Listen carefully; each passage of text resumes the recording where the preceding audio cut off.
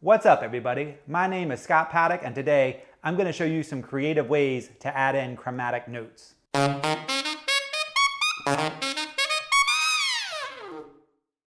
One of the questions I'm asked by my students all of the time is, what can I do to make my improvisation lines sound more creative? Or what can I do to make a melody sound more creative? So today we're going to talk about making things sound a lot more creative by adding in chromaticism. But before we start the tutorial, if you enjoy my content, I would really appreciate it if you subscribe to my channel and give me a thumbs up. So let's talk about adding in chromaticism. Obviously, chromaticism is just playing the half steps in between notes. So if I was going to play a B and then an A, the chromatic step would be the B flat. So B, B flat, A. But when it comes to taking a solo or playing a melody, we can get way more creative than just adding in the chromatic notes in between the two intervals. So I'm going to give you some tips today on what you can do to make your lines sound way cooler. It'll sound a lot more like bebop jazz lines, and it'll give you some more implied chord changes in your lines just by adding in all of this chromaticism. So we're going to start off with just a 6-note descending scale. So we're going to start on the 6th of the D major scale and play down. So the 6th note is B, so we're going to play B, A, G, F sharp, E, D. So starting on the 6th degree of your scale and just playing it down. It'll sound like this. I'm going to play B, A, G, F sharp, E, D.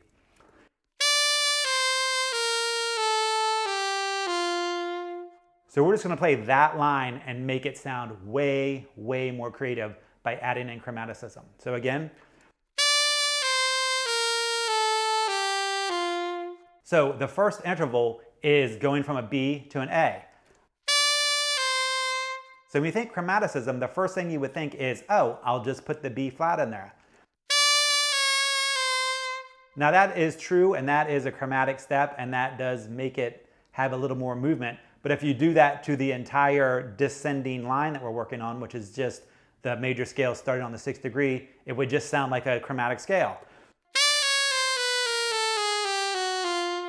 And we don't want to turn our line into a chromatic scale. We want to use chromatic notes to make the line that we're playing sound way more creative.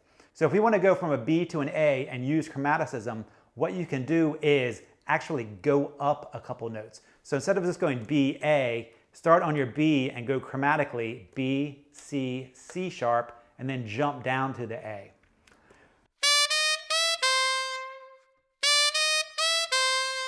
So I'm starting on the B, I'm going B, C, C sharp, and then I'm going to the A. So instead of just going,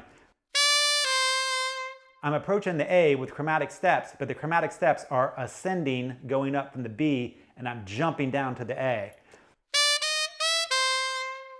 So we're using chromatics, and it's not just going chromatically between the two notes. Now, if I want to go to the G, and I want to make this sound more interesting, I could, of course, do the same thing I just did. And that sounds cool, and you hear that in Charlie Parker stuff all the time. That sounds super cool. But if we want to do something different, we can do those 3 ascending notes and then turn back around and do chromatic again. So instead of going, we're going to start on that A this time and go A, B flat, B, and just turn right back around. B flat, A, G sharp, G. So we're going chromatic up, turning around, and going chromatic back down to the G. So I'm going to start on the A.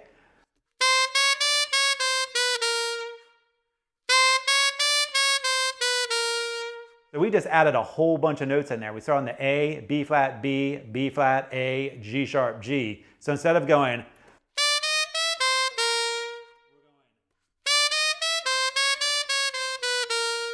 so that gave us a whole lot of movement, but you can still hear that regular line of B, A, G. So we're using this chromaticism just to give us a lot more direction and a lot more movement in the line. Now, if we go between G and F sharp, which are the next 2 notes that are next to each other, that is already a half step. So this is what that would sound like. It sounds a little weird because we were already doing this big chromatic run, so we can't just do the natural half step that's between the G and the F sharp. So to make that sound more interesting, we're actually going to add an interval there. So we're going to jump. And I'm going to jump to a B, which is the note that we started on. And by adding that jump, it's going to make the chromatic G to F sharp movement sound more interesting.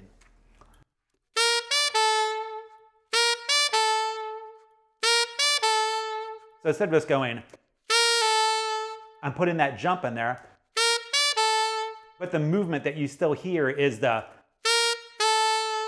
but adding that B in there just makes it sound more interesting. So listen to it from the top. It just makes that line kind of bend and curve and sound way cooler.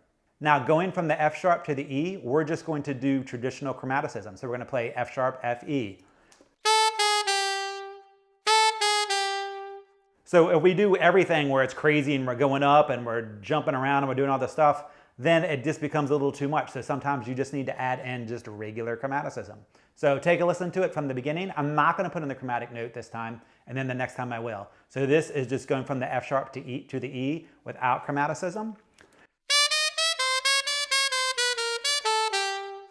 That sounds pretty good, but listen to what happens when I do put that chromatic F in there. You just get so much more movement. It just sounds super cool. So the next two notes are going from an E to a D. So this time we're going to get a little bit more creative, and instead of going from the E to the D, we're going to go from an E, use a half step neighbor tone, and go back to an E. So neighbor tone is just the note next to it, and we're going to do the one below. So we're going to go from an E down to a D sharp and back to an E.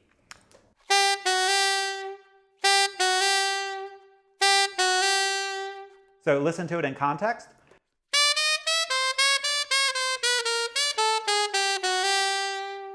So by going back to that E, it gives you a little bit of tension. So you're waiting for the release. So when we go from the E, D sharp E, it just adds some tension and you're ready for that ending to come. Listen to it one more time. Listen to the tension when I go back to the E.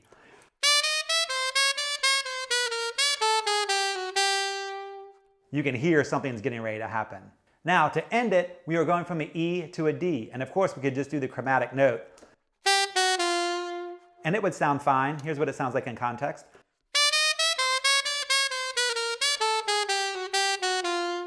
But to me, that sounds a little boring and a little cliche because we're just using the chromatic step in between the two notes. What we can do to make it sound a lot better is use an approach note. So an approach note is when you play the note above or the note below by a half step into the goal note. So our goal note is the D, and we don't want to play the D sharp. We've already discussed that. So we want to use the approach note below. So instead of going E, D sharp, D, we're going to go E, jump down to the C sharp, which is the half step below, the chromatic step below, into the D. And that gives us an enclosure. An enclosure is when you have the goal note, the note above it, and the note below it. So you have above, below, goal note. Above, below, goal note. So here is the entire line, and listen to all of the different ways we added chromaticism to it.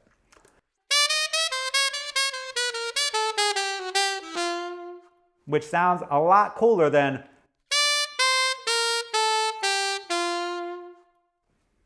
Thanks for taking the time to check out this video. If you now know some more creative ways to add chromatic notes to your improv solos and your melodies, I'd really appreciate it if you give me a thumbs up, subscribe to my channel, and share it with your friends.